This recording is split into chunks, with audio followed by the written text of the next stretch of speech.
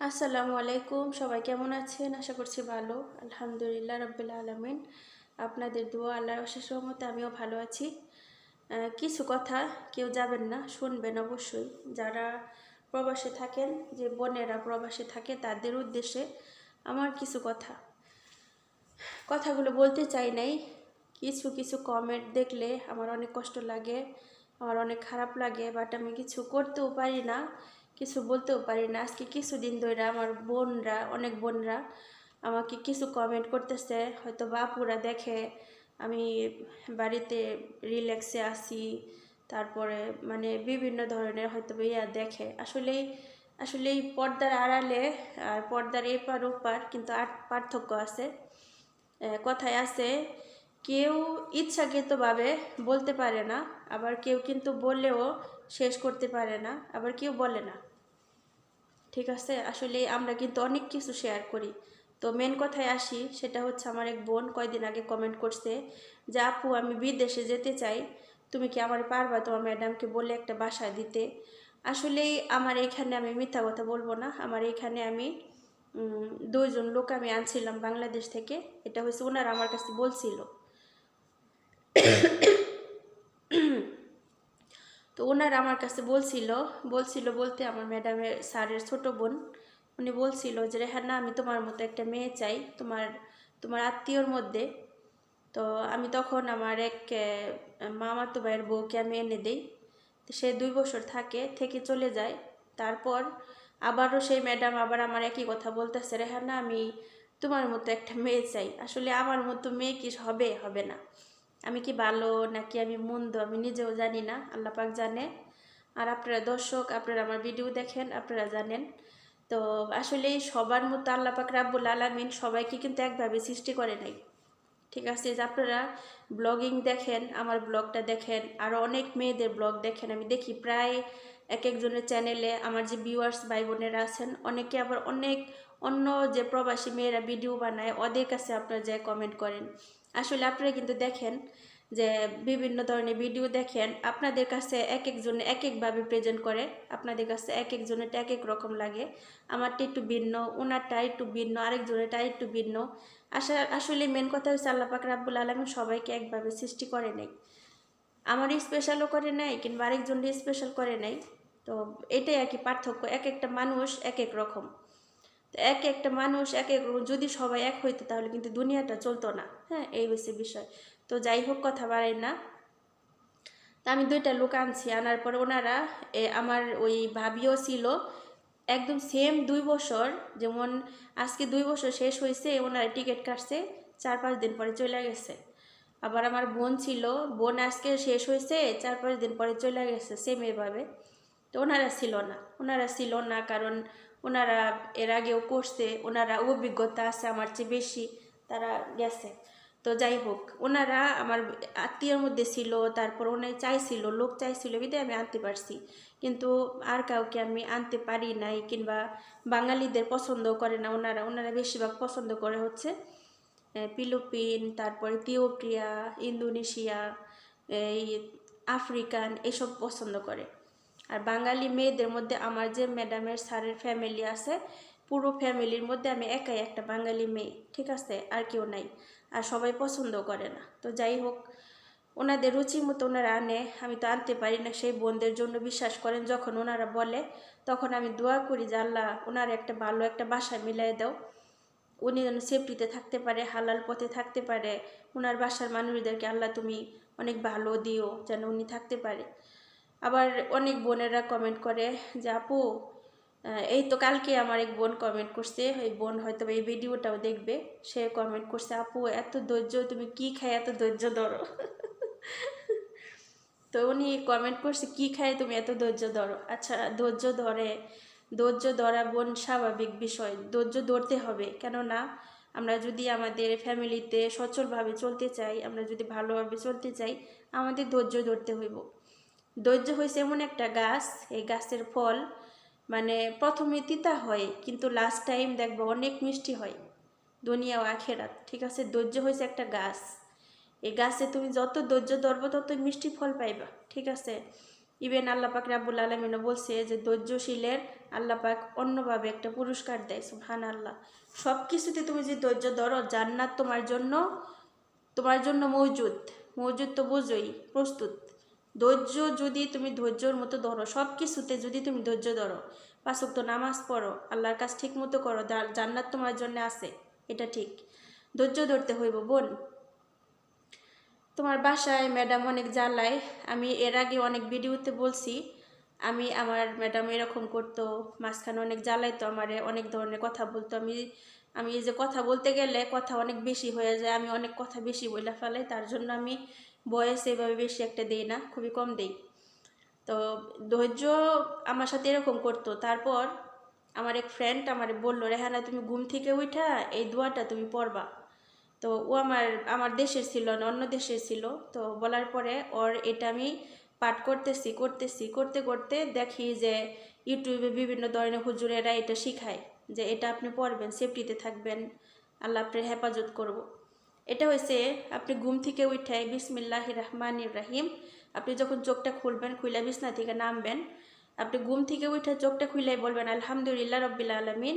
এবং ঘুম থেকে উঠাই আপনি যখন আপনি করতেছেন, আপনি বিছনা থেকে নামলেন, নাইমা আপনার কাজটা শুরু হইলো, আপনার লাইফে আজকের লাইফটা আপনার শুরু হইলো, সকালের লাইফটা, আলহামদুলিল্লাহ।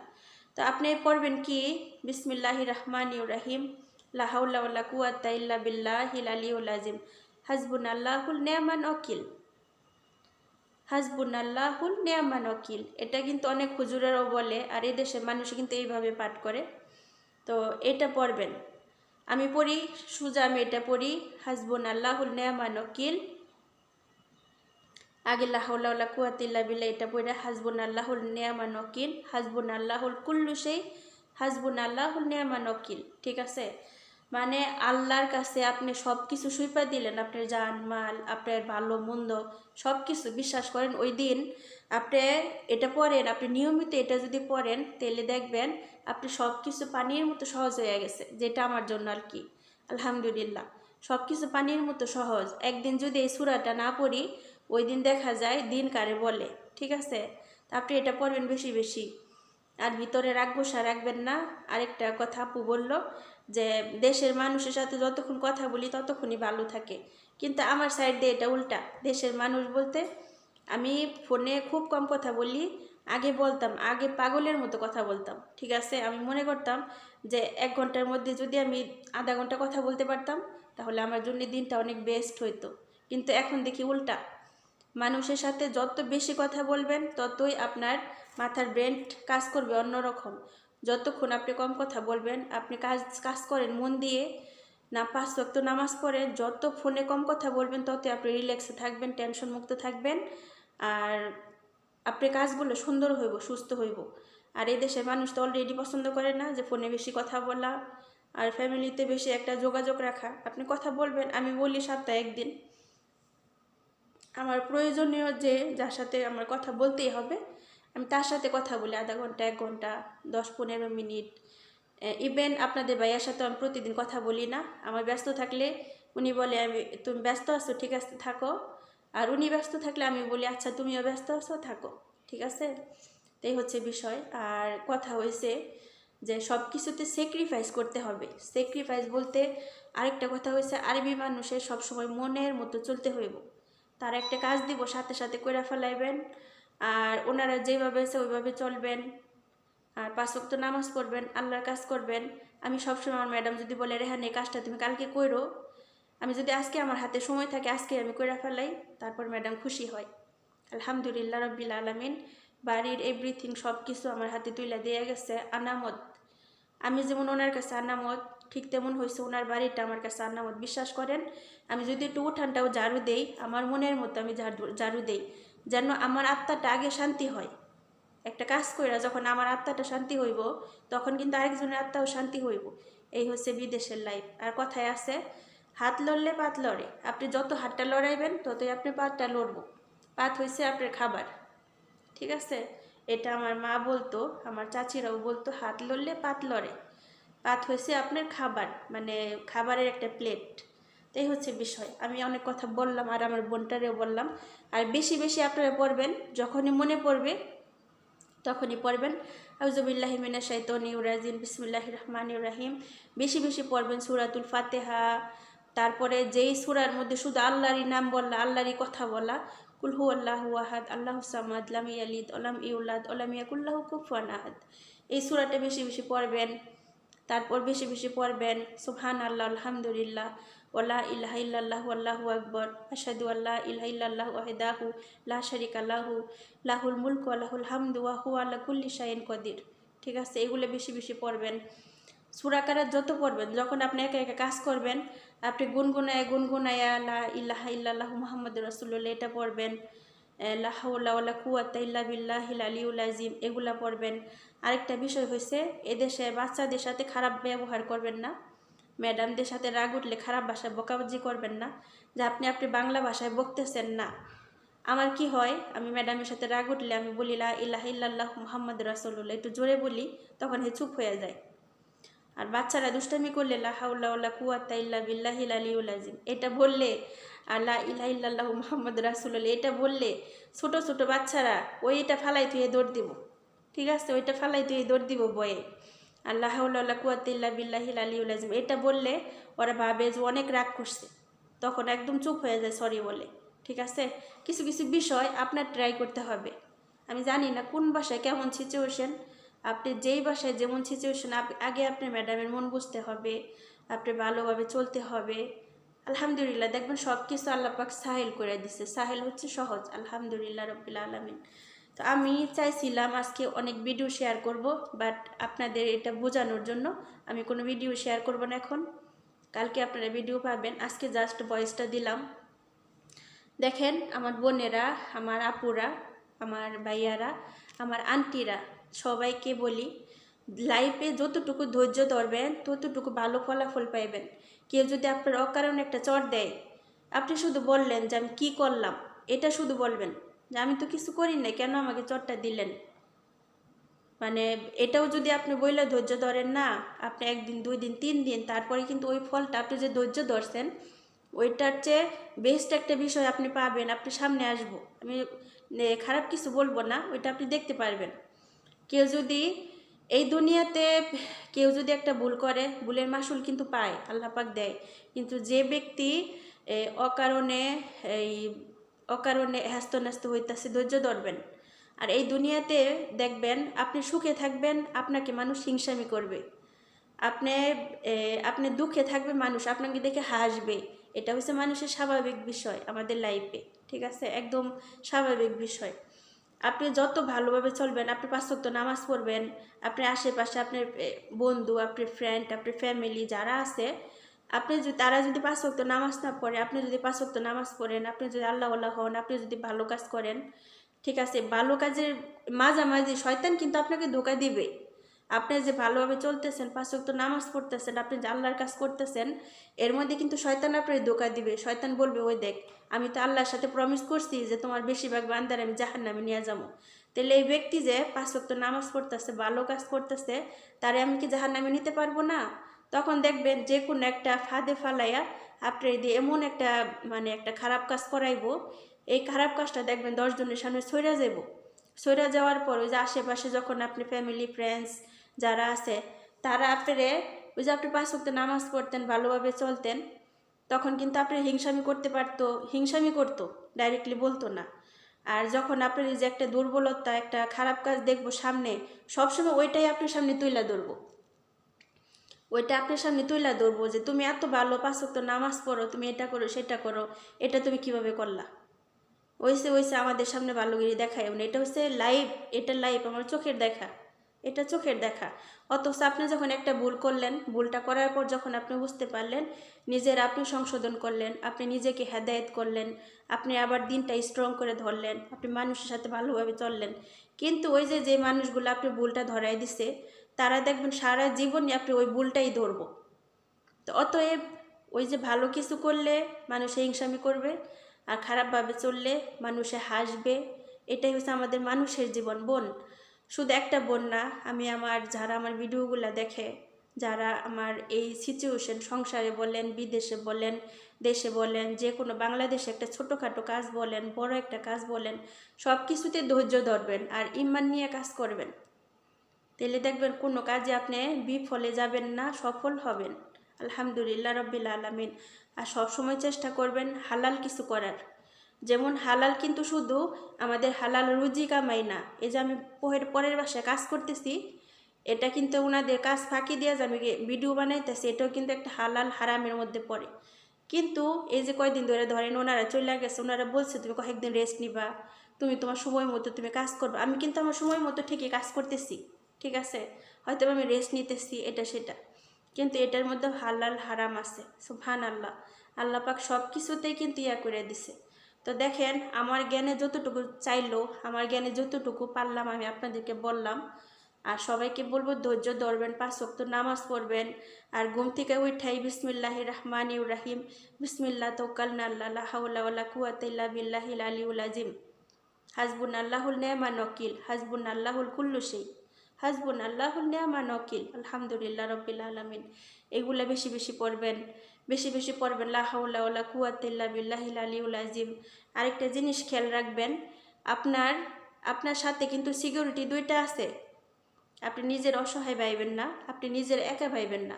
এই যে আমি বাসার মধ্যে একা আছি, আলহামদুলিল্লাহ রাব্বিল আলামিন, আমার সাথে কিন্তু সিকিউরিটি 2টা আছে। স্পেশাল সিকিউরিটি যেটা দুনিয়ার মানুষই দিতে পারবে না। সেটা কে? কোথা থেকে? আল্লাহ পাক রাব্বুল আলামিন আমাদেরকে মালাইকা 2টা দিয়ে দিছে। মালাইকা হয়েছে ফেরেশতা। আমাদের 2 ঘাড়ে 2টা ফেরেশতা আছে। একজন হয়েছে আমরা কি ভালো মন্দ কাজ করি ওইটা লেখে। আরেকজন হচ্ছে আমরা সারাদিন কি ভালো কাজ করি আমাদের ওইটা লেখে। এটা মাথায় রাখবেন, আপনি যখন কাজ করতেছেন, আপনি যখন সময় পাইতেছেন, বেশি বেশি সূরা কারাত পড়বেন। আপনার মনে যা আছে আপনি যতটুকু পারেন ততটুকু পড়বেন, ওইটা আপনার আমল নামায় লেখা হবে। একটা ফেরেশতা ফজরের আজানের ফজর থেকে শুরু করে একদম মাগরিব পর্যন্ত, মাগরিবের পরে কিন্তু রাতটা শুরু হয়, এটা মাথায় রাখবেন। মাগরিব পর্যন্ত আপনি ভালো কাজ লেখে। আরেকজন হয়েছে ফজর থেকে মাগরিব পর্যন্ত আপনি কি এই বিভিন্ন ধরনের অশ্লীল কাজে, যেমন আপনার খারাপ কাজ শুধু কিন্তু খারাপ কাজ নয়, আপনার কি আমল করলেন না, যে ওইটা আপনার লিখবো, মন্দগুলো লিখবে। তো এটা দেখবেন সবচেয়ে বেস্ট সিকিউরিটি হয়েছে আল্লাহ পাক রাব্বুল আলামিনের। মানুষ কিন্তু মানুষের সেফটি দিতে পারে না, সেটাই পারে। আজকে দেখেন আমাদের ফেরেশতারা কিন্তু আমাদের অনেক হেল্প করতেছে। আমরা আগুনে কাজ করি আমাদেরকে হেল্প করে, আমরা পানিতে কাজ করি আমাদেরকে হেল্প করে, আমরা খারাপ কিছু করি আমাদেরকে হেল্প করে। আর সবচেয়ে কথা হয়েছে আমাদের আল্লাহ পাক রাব্বুল আলামিন আমাদেরকে অনেক ভালোবাসে, অনেক অনেক ভালোবাসে। যেই কারণে দেখেন আপনি সমাজের মানুষের কাছে, আত্মীয় স্বজনের কাছে, ফ্যামিলির কাছে, বাবা মার কাছে একটা ভুল বারবার কইরা কিন্তু ক্ষমা পাবেন না। কিন্তু আমার আল্লাহ পাক রাব্বুল আলামিন একটা ভুল বারবার করার পর আল্লাহ পাক আমাদেরকে ক্ষমা করে দেয়। অতএব আমাদের কি করতে হবে? আল্লাহকে খুশি রাখতে হবে, আল্লাহর কাজ করতে হবে, আল্লাহর পথে চলতে হইব। হয়তো অনেকে বলবেন যে আপু তুমি এত জ্ঞান দিতেছো, এত বছর ধরে ফ্যামিলি রেখে বিদেশ থাকতেছো, আমি কিন্তু আমার আমার সুখ, আমার ভালো মন্দ খাওয়া, আমার আমার যে ছোট ছোট বাচ্চাদেরকে আমি দেশে রেখে বিদেশে আসছি, তাদেরকে আদর সোহাগ, আমার হাজব্যান্ডের আদর সোহাগ, সব কিছু থেকে আমি বঞ্চিত। আমি দেশে থাকতে যদি থাকতাম, তাহলে আমি খাইতাম, ঘুরতাম, পড়তাম, টাইম মতো ঘুমাইতাম, যা ইচ্ছা তাই করতাম। আমি আমার সন্তানদেরকে নিয়ে হাসি খুশিভাবে থাকতাম, আমি আমার হাজব্যান্ডের নিয়ে হাসি খুশি থাকতাম। আমি কেন প্রবাসে এসে কষ্ট করতেছি তাদের ভবিষ্যতের জন্য? এটাও কিন্তু একটা ইয়ে আছে। আমার ম্যাডামরা মাঝে মধ্যে যখন ধৈর্য হারা হয়ে যায়, তখন আমার ম্যাডাম আমার বোঝায়, রেহানা তুমি কিসের চিন্তা করো? আমি কে আল্লাহ, ম্যাডাম আমাকে আল্লাহ গুণা দিব না, আমি এত বছর বিদেশ করতেছি। তুমি কার স্বার্থে করতেছো? তুমি কি তোমার স্বার্থে করতেছো? লাইফে আজকে যদি তুমি বাহিরে মরে যাও, তাহলে তোমার এগুলো কে খাবে? তোমার ফ্যামিলি। এটাও কিন্তু একটা সোয়াবের কাজ করতেছো তুমি, তাদেরকে তাদের ভবিষ্যৎ করে থুয়ে যেতেছো, শুধু তাদের না, এই যে করে থুয়ে যেতেছো ভবিষ্যৎ, তারা খাবে, তাদের ঘরে আসবে তারা খাবে, তাদের ঘরে যারা আসবে তারা খাবে। এটা তুমি কি সোয়াব পাইবা না? অবশ্যই পাইবা। তুমি ইমানের সহিদে যে কোনো একটা কাজ করবা, ইমানের সহিদে। সুবহানাল্লাহ। তো এটাই, আমরা কখনো কারো পিছে লাগবো না, আমরা কখনো কারো খারাপটা তুলে ধরবো না। আলহামদুলিল্লাহ রব্বিল আলামিন। আমরা তো মানুষ, যেহেতু আমাদের গাড়ির মধ্যে শয়তান আছে, আমাদেরকে করায়। কিন্তু আপনি তওবা বেশি বেশি কাটবেন, বেশি বেশি এটা পড়েন, বিপদ থেকে রক্ষা পাওয়ার জন্য বেশি বেশি সূরা পড়বেন। আস্তাগফিরুল্লাহ ইন্নাল্লাহা গাফুরুর রাহিম, এটা বেশি বেশি পড়বেন। আর বেশি বেশি তওবা পড়বেন, লা হাওলা ওয়ালা কুওয়াতা ইল্লা বিল আলিয়্যিল আযীম, এটাও কিন্তু একটা তওবার মধ্যে পড়ে। আস্তাগফিরুল্লাহ রব্বি মিন কুল্লি জামবি ওয়া আতুবু ইলাইহি, লা হাওলা ওয়ালা কুওয়াতা ইল্লা বিল্লাহিল আলিয়্যিল আযীম, এগুলো বেশি বেশি পড়বেন। আর বেশি বেশি এই সূরাটাও, এটাও পড়বেন, এই তওবাটাও পড়বেন। বিসমিল্লাহির রহমানির রহিম। আস্তাগফিরুল্লাহ রব্বি মিন কুল্লি জামবি ওয়া আতুবু ইলাইহি, লা হাওলা ওয়ালা কুওয়াতা ইল্লা বিল্লাহিল আলিয়্যিল আযীম। তওবা ইয়া আল্লাহ, তওবা ইয়া আল্লাহ, তওবা ইয়া আল্লাহ, তওবা ইয়া রাব্বি, লা ইলাহা ইল্লাল্লাহু মুহাম্মাদুর রাসূলুল্লাহি সাল্লাল্লাহু আলাইহি ওয়াসাল্লাম। বেশি বেশি পড়বেন। আমাদের দুনিয়াতে যেমন আমরা ভালোটা চাই, আমাদের আখিরাতের জন্য ওইটা ভালোটা চাইবো। আখিরাতে যেন আমাদের ভালো একটা ইয়া হয়, একটা ঘর হয়, একটা বাড়ি হয়, সেটা আমরা চাইবো। বেশি বেশি সূরাতুল ফাতিহা পড়বেন প্রতিদিন, যখন খুশি তখন, শুধু টয়লেট বাদ দিয়ে। সূরাতুল ইখলাস, কুল হুয়াল্লাহু আহাদ, আল্লাহুস সামাদ, লাম ইয়ালিদ ওয়ালাম ইউলাদ ওয়ালাম ইয়াকুল লাহু কুফুয়ান আহাদ, এই সূরাটা 10 বার পড়বেন। আল্লাহ পাক আপনার জন্য জান্নাতে একটা বাড়ি করে দিবে, একটা ঘর রেখে দিবে। সুবহানাল্লাহ, আলহামদুলিল্লাহ, সুবহানাল্লাহিল আযীম, এটা বেশি বেশি পড়বেন। এটা পড়লে আপনার ঘরের সাইড দিয়ে গ্রিন ফুল গাছ এটা সেটা হবে। শুধু একটা ঘর হলেই হবে না, অনেকে চায় যে আমি একটা ঘর বানাবো এবং সাইড দিয়ে আমি সুন্দর করে সাজাবো। এই তো তো যাই হোক, আমি অনেক জ্ঞান দিলাম আপনাদেরকে, অনেক কথা বললাম। ভিডিওর মধ্যে যদি ভুল হয়ে থাকে ক্ষমার দৃষ্টিতে দেখবেন, আল্লাহর হস্তে মাফ করবেন। মাশা আল্লাহ, তাবারাকাল্লাহ, আলহামদুলিল্লাহ রব্বিল আলামিন, অনেক কথা বললাম। সবার জন্য অনেক দোয়া শুভকামনা রইল। আর সবাই আমাকে ক্ষমার দৃষ্টিতে দেখবেন। আমি হয়তোবা আপনাদের বোন, আমি হয়তোবা আপনাদের সন্তান, আমি হয়তোবা আপনাদের মা, আমি হয়তোবা আপনাদের খালা, যাই হোক সবাই আমাকে পজিটিভভাবে দেখবেন, খারাপভাবে নেবেন না।